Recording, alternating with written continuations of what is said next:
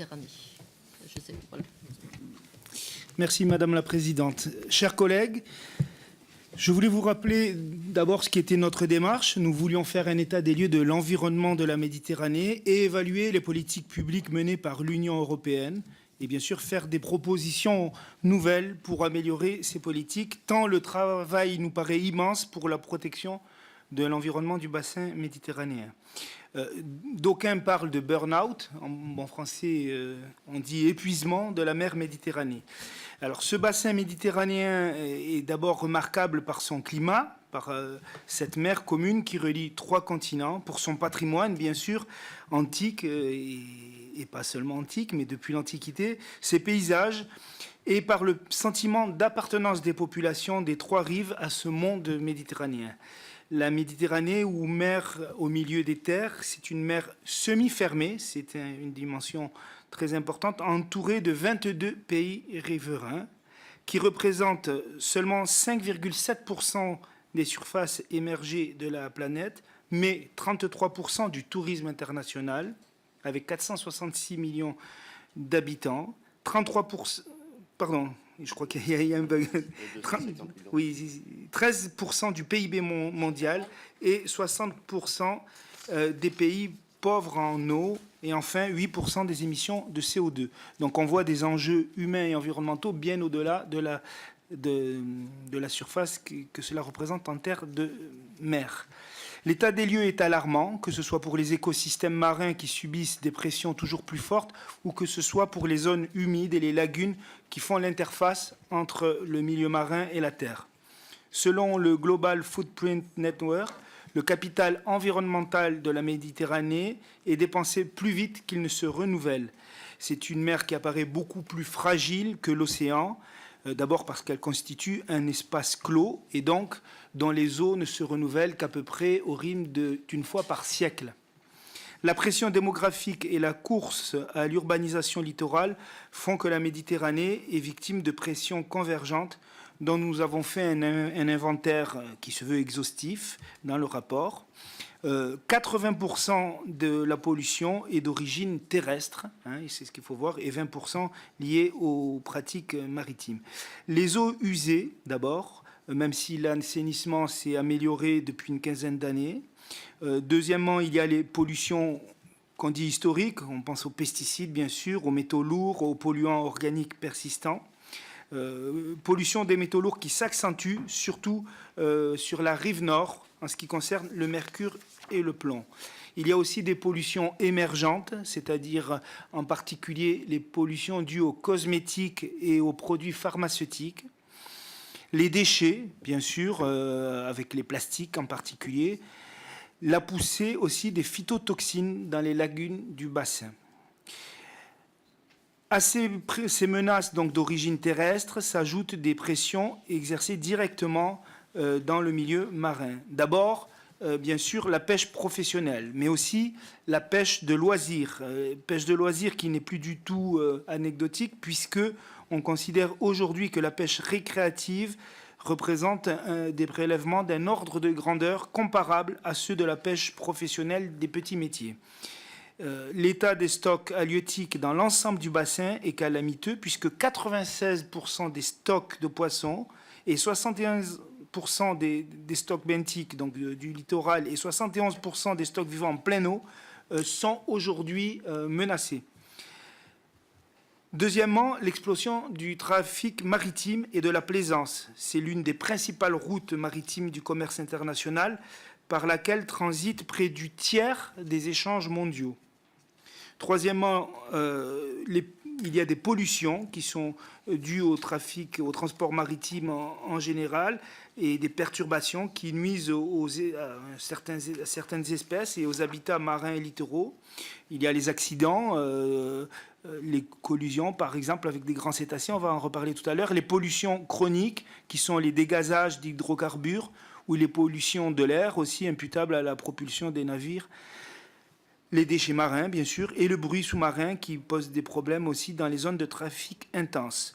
Quatrièmement, le développement des espèces invasives qui a commencé avec l'ouverture du canal de Suez, mais qui s'accélère ces dernières années en grande partie à cause de la mondialisation donc, et à l'accroissement du trafic maritime.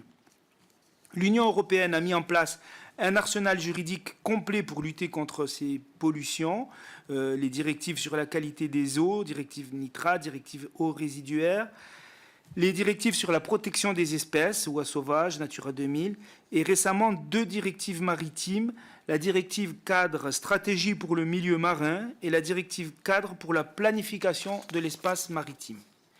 En conclusion, les normes de protection instaurées par la politique européenne de l'environnement sont sans doute parmi les plus élevées du monde. Et c'est une référence et un modèle pour irriguer les nombreuses politiques nationales de l'environnement. Pourtant, l'Agence européenne de l'environnement constate dans de nombreux rapports depuis les 10 dernières années des résultats mitigés de la politique de l'environnement et notamment dans 4 secteurs. La protection de la biodiversité, la qualité du sol, la qualité des eaux et la préservation du milieu côtier et marin. En outre, le secteur de l'environnement est celui qui suscite le plus grand nombre de cas d'infractions examinés par la Commission, 20% des infractions, pour transposition tardive ou mauvaise application du droit communautaire. Les difficultés d'application du droit communautaire de l'environnement s'expliquent pour une partie par le caractère transversal de l'enjeu environnemental. En effet, la transposition des textes doit faire intervenir au niveau national de nombreux acteurs, ministères, collectivités locales, dont la coordination peut être difficile. Deuxièmement, certaines directives, comme les directives nitrates ou eaux résiduaires urbaines, alimentent un contentieux important et récurrent, car elles impliquent une remise en cause des pratiques agricoles et des investissements importants des collectivités locales. Troisièmement, certaines directives rencontrent encore une opposition de certains citoyens, comme la directive oiseaux sauvages. Selon nous, la politique européenne de l'environnement doit passer à une étape supérieure en s'appuyant sur des approches territoriales, croisant protection de l'environnement et protection du littoral, des mesures fiscales aussi nécessitant cependant l'unanimité au Conseil. À cet arsenal juridique européen s'ajoute la politique européenne de la pêche. Le commissaire Vella a fait du développement de la pêche durable en Méditerranée la priorité de son mandat. La présidence maltaise du Conseil a déclaré tout récemment sa priorité dans le domaine de la pêche, des stocks de poissons, des plans de gestion de certaines espèces très menacées, ainsi que des mesures techniques. Le modèle et le plan adopté pour la gestion du thon rouge, en 6 ans, ce plan a montré que les stocks ont pu se reconstituer. Et pourtant, les réticences étaient considérables au départ, mais aujourd'hui, il y a un consensus qui paraît évident. Un plan de gestion du stock de l'espadon vient d'être adopté par la Commission pour 2017. Et je laisse la parole à mon collègue Rudy Sall pour la suite. Merci. Le bilan esquissé par notre collègue Jean-Louis Remégas et par moi-même des pressions supportées par la mer Méditerranée et des moyens politiques, juridiques et financiers mis en place par l'Union pour lutter contre la pollution du bassin n'incitent pas à l'optimisme. Aujourd'hui, le risque est grand de ne pas parvenir au bon état écologique en mer Méditerranée d'ici 2020 pour 7 des 11 descripteurs de la directive cadre stratégie pour le milieu marin. Et pourtant, pour l'avenir, les défis sont considérables. Nous en avons identifié au moins 4 que je vais rapidement évoquer devant la Commission. Tout d'abord, une gouvernance en matière environnementale qui est dispersée, voire totalement éparpillée. Les enceintes diplomatiques sont très multiples et dessinent un schéma complexe, sans cohérence d'ensemble. Pour ce qui est des projets portés par l'Union européenne, nous en avons dénombré pas moins de 84 et seulement pour la Méditerranée occidentale. Au total, 149 initiatives et projets de coopération liés à la croissance bleue ont été identifiés par nous, et là encore, simplement pour la Méditerranée occidentale. Des efforts de conservation insuffisants qui font que la biodiversité marine est véritablement menacée. Une Mare Nostrum des scientifiques inexistante et le retard considérable des centres de recherche de la rive sud. Et enfin, le défi immense du changement climatique. La Méditerranée est un hotspot du changement climatique. 3 conséquences du changement climatique s'installent sous nos yeux: l'augmentation de la température de l'eau, l'élévation du niveau de la mer et l'acidification de la mer. Oui, la Méditerranée est en danger. Beaucoup parlent de burn-out, comme le disait Jean-Louis à l'instant, ou d'épuisement en français. C'est pour cela que nous avons fait dans ce rapport des propositions ambitieuses et fortes qui ont pour but d'affirmer le bon état écologique de la Méditerranée. Nous avons, malgré nos éventuelles approches différenciées, nous sommes entendus en tant qu'élus, tous deux issus de territoires et de la façade méditerranéenne, et pourtant nous nous sommes mis d'accord sur des propositions suivantes. Ces propositions sont au nombre de 8. La première, rationaliser la gouvernance politique de la protection de l'environnement en Méditerranée. Le manque de cohérence des politiques et l'éparpillement des structures et des financements est ce qui caractérise la gouvernance politique de la protection de l'environnement en Méditerranée. Rationaliser cette gouvernance pourrait passer par l'utilisation d'un outil assez agile sur le plan diplomatique, selon de nombreux observateurs, le dialogue 5+5, une enceinte née en 1990 et qui rassemble les États membres de l'Ouest méditerranéen, la France, l'Italie, Malte, l'Espagne, le Portugal, mais également l'Union du Maghreb avec l'Algérie, la Libye, la Mauritanie, le Maroc et la Tunisie. La deuxième proposition, renforcer les coopérations de recherche sur les milieux méditerranéens et amplifier l'effort de recherche dans les domaines clés.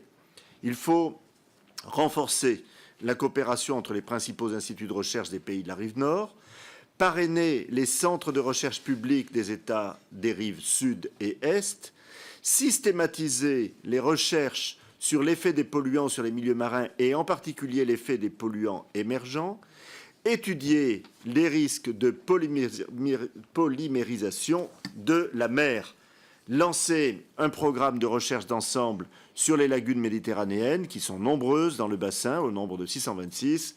Les lagunes sont des milieux fragiles et porteuses de biodiversité. Enfin, renforcer la recherche sur la biodiversité marine. Troisième proposition, c'est Jean-Louis Roumégas qui prend le relais. Merci.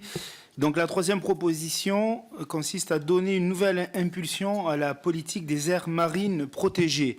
Elle représente 7,4% de la surface de la Méditerranée, la presque totalité de cette surface étant située dans les eaux européennes.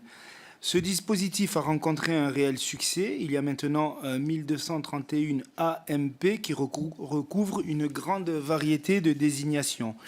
Mais les limites du dispositif sont importantes. La plupart de ces aires marines protégées connaissent du flou dans la réglementation. Les plans de gestion ne sont pas systématiques. Il manque de personnel permanent. Les soutiens financiers sont insuffisants et instables.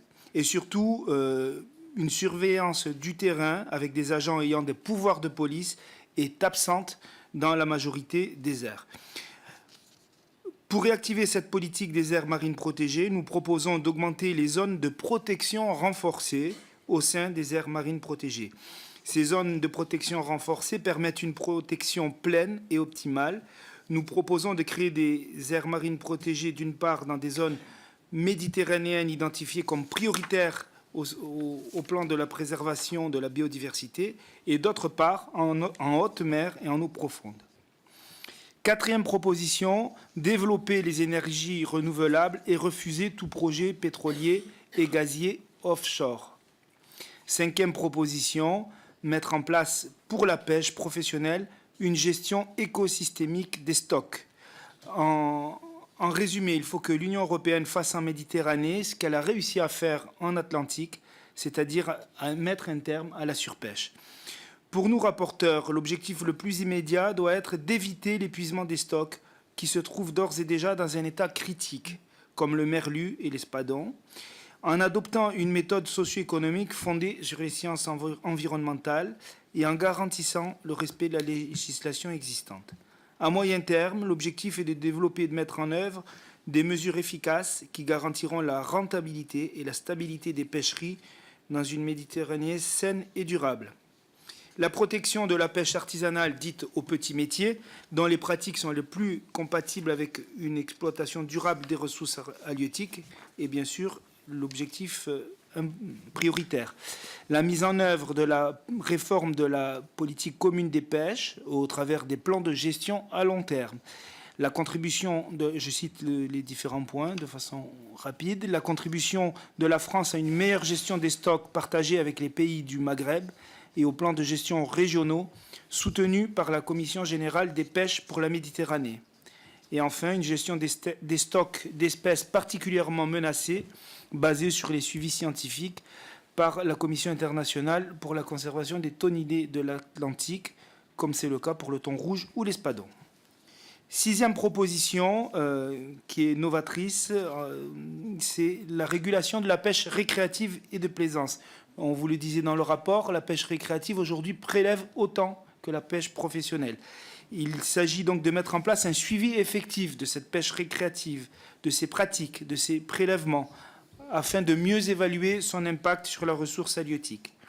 La mise en place d'un permis de pêche, ou du moins d'une déclaration de pêche, pour informer simplement sur la réglementation, qui est très peu respectée.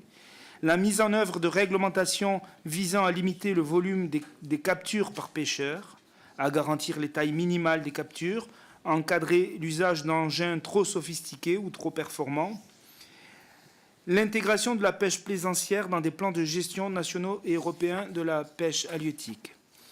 Et enfin, l'obligation d'intégrer dans les cartes marines à bord les zones de fond fragiles et protégées afin d'éviter les mouillages destructeurs des habitats. On pense en particulier aux herbiers de Posidonie ou aux coralligènes. Oui, coralligènes. Il y a une petite faute de frappe. Septième proposition, améliorer la régulation et la sécurité du trafic maritime. Il existe dans le bassin des zones de trafic dangereuses qui sont très bien identifiées, le triangle Toscane-Marseille-Corse, le détroit de Messine, le détroit du Bosphore. De la même façon, la mer Égée est connue pour les nombreux accidents de navires qui s'y produisent. Le trafic pétrolier étant censé s'intensifier, la zone devra bénéficier d'une attention particulière. Une meilleure prévention des accidents peut être réalisée par l'amélioration du contrôle des navires par l'État du port et de la responsabilité de l'État du pavillon, et par une meilleure anticipation de l'augmentation du trafic. Deuxièmement, la lutte contre les espèces invasives par l'application de la Convention sur les eaux de ballast et l'application des directives de l'OMI. L'adhésion des États méditerranéens aux directives de l'OMI concernant le bruit sous-marin, avec pour objectif de définir un règlement spécifique pour la Méditerranée. La désignation de la mer Méditerranée comme zone de contrôle des émissions de soufre, zone CECA, avec un contrôle effectif de la mise en œuvre de cette réduction. L'organisation et l'accueil du trafic maritime et le transport des marchandises par la coopération régionale et internationale plutôt que par la compétition économique entre les ports. La mise en place en Méditerranée d'un réseau de ports refuges disposant des moyens nécessaires pour accueillir les navires en détresse. La croissance du trafic maritime génère également des enjeux à terre. Le deuxième point est de réguler la croissance portuaire et d'aménager les ports. Nous proposons les recommandations suivantes. Éviter l'extension ou la création de nouvelles infrastructures portuaires de commerce en portant plutôt les efforts sur l'optimisation de l'existant. Améliorer et faciliter l'accueil et le traitement des rejets des navires en anticipant la croissance attendue de trafic afin de réduire les rejets en mer. Développer les filières de recyclage des bouts de dragage pour supprimer progressivement le clapage des bouts portuaires contaminés. Développer enfin les dispositifs d'alimentation électrique des navires afin de limiter les émissions. On pense en particulier aux navires de croisière qui produisent énormément de pollution de l'air. Et enfin, huitième série de propositions ou de recommandations concernant les zones humides, la zone côtière en général et en particulier les zones humides qui sont des écosystèmes clés souvent oubliés de la politique du littoral. Ces espaces constituent l'écosystème le plus complexe et le plus utile au développement humain, mais aussi le plus menacé par l'action de l'homme. Les services procurés par les zones humides sont évalués à 15 000 milliards de dollars, environ 15% du pool de carbone de la biosphère terrestre, et en tant que telles peuvent contribuer donc à l'adaptation au changement climatique. Les zones humides jouent un rôle fonctionnel pour de nombreuses espèces résidentes ou migratrices, mais leur utilité est souvent méconnue. Le rôle clé de ces zones humides est renforcé du fait de leur faible abondance dans une région soumise à la sécheresse, notamment avec le changement climatique. Malgré les engagements de nos pays dans le cadre de la Convention sur les zones humides d'importance internationale, la Convention Ramsar, qui date de 1971, et de l'action des ONG, ces milieux continuent de disparaître à un rythme élevé. Il y a 626 lagunes recensées en Méditerranée qui sont en général en mauvais état écologique, alors que les bénéfices écologiques qui en découlent sont considérables. J'en cite quelques-uns. Stabilisation du littoral. Vous savez qu'avec la montée des eaux, le réchauffement climatique, c'est un sujet très important. Les zones lagunaires jouent un rôle tampon qui atténue l'érosion. Un rôle d'amortisseur climatique aussi, face à la montée de la mer et au risque d'inondation. Un rôle d'épuration d'une grande partie des polluants et qui protège de ce fait le milieu marin. Ça sert de zone tampon entre le milieu terrestre et le milieu marin. Un énorme réservoir de biodiversité, j'insiste pas là-dessus, c'est assez connu. Un rôle clé dans le maintien des stocks halieutiques, car de nombreuses espèces se reproduisent ou grandissent dans les lagunes et retournent en mer ensuite. Un milieu évidemment qui joue un rôle agricole important. On peut facilement imaginer, par exemple, en Camargue, ce que cela signifie. Donc, des écosystèmes qui mettent à disposition un certain nombre de ressources, pêche, sel, conchiliculture, élevage, roseaux, viticulture aussi, sans compter, bien sûr, l'aspect paysager. Alors, pour ces milieux, et j'essaye d'aller vite parce que je vois qu'on a été un petit peu long sur cet aspect-là. Nos recommandations pour ces écosystèmes, rappeler le rôle donc, des lagunes et des zones humides et dans leur lien avec la Méditerranée, donc, notamment en ce qui concerne le rôle halieutique, le rôle de protection de la biodiversité, soutenir les projets de recherche, en particulier sur les migrations de poissons à travers les lagunes, encourager les ponts de gouvernance pour les continuités écologiques et hydrologiques, en particulier entre terre et mer, soutenir les acteurs de l'éducation à l'environnement, conserver des zones vierges et pas forcément remplir, puisque ce sont des zones soumises à l'urbanisation, mettre en place, en contrepartie d'obligations en matière environnementale, pour les agriculteurs de ces zones, une indemnité spécifique zone humide, inspirée de l'indemnité compensatoire de handicap naturel, comme on l'a pour les zones de montagne.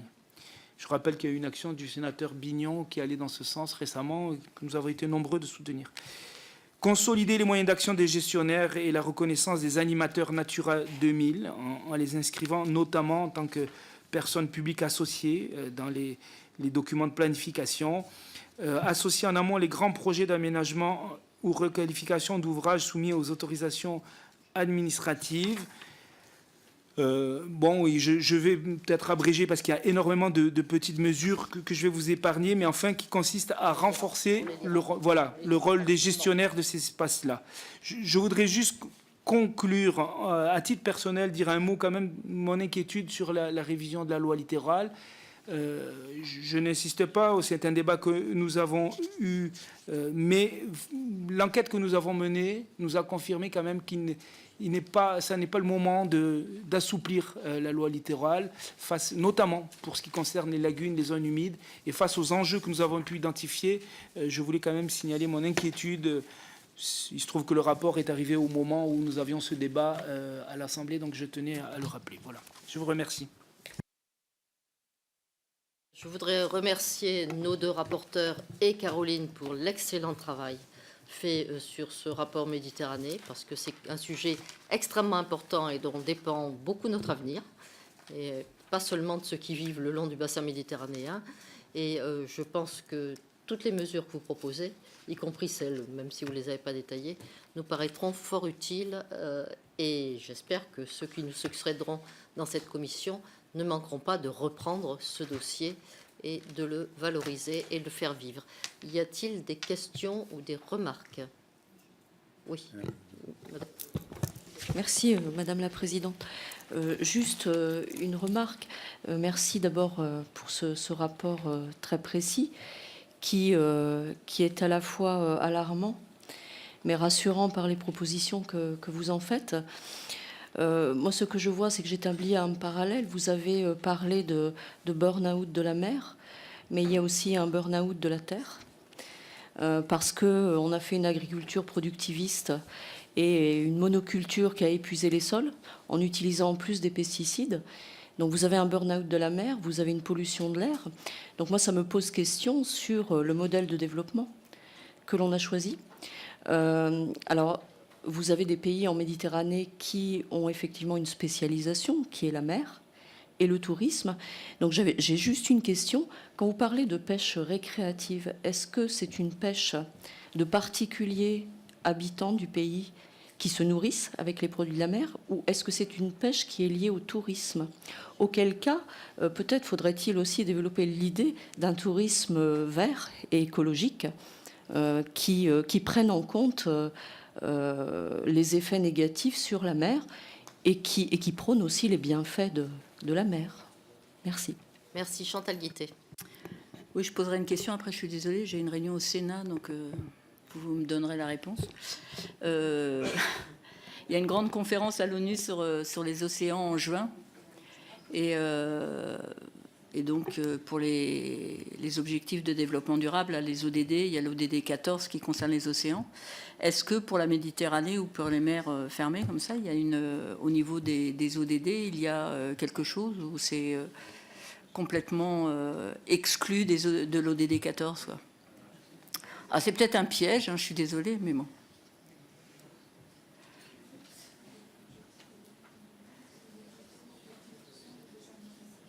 Ouais.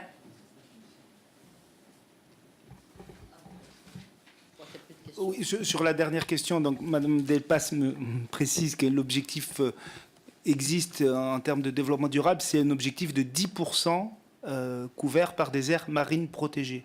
Mais comme on le dit dans le rapport, attention, l'appellation aire marine protégée regroupe des contenus très différents qui peuvent être de simples découpages sur une carte avec très peu de moyens, très peu de réglementation, à des zones extrêmement bien protégées où la pêche est totalement interdite. Bon, donc sans aller évidemment à des zones aussi comment dire, de conservation intégrale. En tout cas, tout le monde nous a fait remarquer qu'il fallait mettre du contenu dans les aires marines protégées. Sur la question plus générale de notre collègue sur le pessimisme, oui, on peut être pessimiste, il y a des menaces très grandes, mais en même temps, il y a des lueurs d'espoir. Par exemple, et parfois qui viennent du sud de la Méditerranée, sur la gestion des stocks halieutiques, on a été très surpris de voir le rétablissement qui a été fait au Maroc, par exemple, avec des plans de gestion qui concernent plein d'espèces. Vous savez que l'Europe, jusqu'à maintenant, ne réglementait que le thon rouge en Méditerranée et pas d'autres espèces. Le Maroc a mis en place des plans de gestion pour la sardine, le maquereau, pour les céphalopodes, donc les poulpes, etc. Et a réussi à rétablir ses stocks, à faire repartir ses exportations en 10 ans, mais avec des mesures très très précises, avec des moments et des zones de repos biologique. Et ils ont pu imposer ça. On n'a pas ça, nous, pays européens. Donc, et ça marche. Quand on le fait, ça marche. Bon, et on pourrait dire la même chose. Alors, sur la pêche récréative, attention, là, il ne s'agit pas de pêche pour se nourrir. Ça existe un petit peu, mais très peu au sud de la Méditerranée. Pour l'essentiel, c'est de la pêche de loisirs, touristique. Et ce qu'il faudrait, c'est simplement pouvoir informer au moins les gens des tailles réglementaires, des quantités à prendre ou à ne pas prendre, des techniques qui sont autorisées. Voilà, il ne s'agit pas de faire payer les gens pour pêcher, mais aujourd'hui, il y a une absence totale et de contrôle et d'information, et ça, c'est problématique. Oui, la mer reste un espace de liberté, et je crois qu'il n'y a pas encore de prise de conscience de la fragilité du milieu marin. Il y a une prise de conscience de la fragilité aujourd'hui du milieu terrestre. Ça a pris du temps, mais maintenant, l'ensemble des populations le comprennent, et à peu près dans tous les pays d'ailleurs, y compris dans des pays qui étaient très en retard par rapport à nous. Je pense à l'Asie, la Chine, etc., où tout à coup, il y a une prise de conscience très rapide sur le fait qu'on ne peut pas continuer comme ça. En mer, c'est pas encore le cas. Les gens ne se rendent pas compte à quel point le milieu marin est fragile. Les pays du Nord ont fait de gros efforts en matière comment dirais-je, de traitement des eaux usées dans les dernières décennies. On a fait des progrès formidables. Ce n'est pas le cas encore dans tous les pays du pourtour méditerranéen, ce n'est pas le cas du tout dans les pays du Sud, ce n'est pas le cas notamment du côté de l'Égypte, etc., où on a des pollutions énormes qui viennent de la terre. Donc là, nous, on a fait des progrès au nord. Il y a eu une prise de conscience parce qu'il y a ce contact direct entre la population et le littoral, probablement dû au tourisme aussi. Finalement, il n'y a pas que du mauvais, hein. Il y a du bon et du mauvais. Le tourisme a amené aussi les pays touristiques à faire des efforts pour que le milieu marin soit traité. Mais c'est vrai que les gens n'ont pas pris encore cette conscience. Alors, on ne pourra pas faire payer, on ne pourra pas prendre de mesures coercitives, parce qu'après, il faut voir sur le terrain ce qu'on peut faire et pas faire. On est dans un milieu marin vaste, difficile à organiser. Mais je crois que nous avons un gros effort de pédagogie et d'information à faire auprès de toutes les populations locales d'abord, parce que ça passe d'abord par elles, parce qu'après tout, c'est leur bien aussi, hein, au premier chef, puisqu'elles en sont un peu les gardiennes, elles en sont les premières utilisatrices. Et ensuite, évidemment, les touristes, qui, nous l'avons vu, sont très nombreux en Méditerranée, et sur lesquels nous devons avoir, là aussi, une action pédagogique très forte. Ça prendra longtemps. Mais déjà qu'on puisse écrire dans un rapport parlementaire, c'est bien. Il va falloir que d'autres le fassent aussi autour de la Méditerranée. En tout cas, le but d'un rapport, c'est qu'il circule, il est écrit, il circule. C'est un peu une bouteille à la mer, si je puis dire. Et ça permettra, je pense, petit à petit de faire évoluer les consciences. Mais il y a encore, effectivement, un travail énorme. Merci à vous deux. Bien, je crois que la bouteille à la mer est bien lancée. Il me semble que nous ne pouvons que adopter avec beaucoup d'enthousiasme vos propositions et le rapport. Y a-t-il des oppositions, des abstentions? Eh bien, c'est avec plaisir que ce rapport est pris à l'unanimité. Merci à vous trois pour ce travail. Et nous passons directement à toute autre chose, qui est donc la communication que je vais vous faire auprès de la Commission des Affaires européennes sur la proposition de directive relative à une nouvelle procédure de notification et la proposition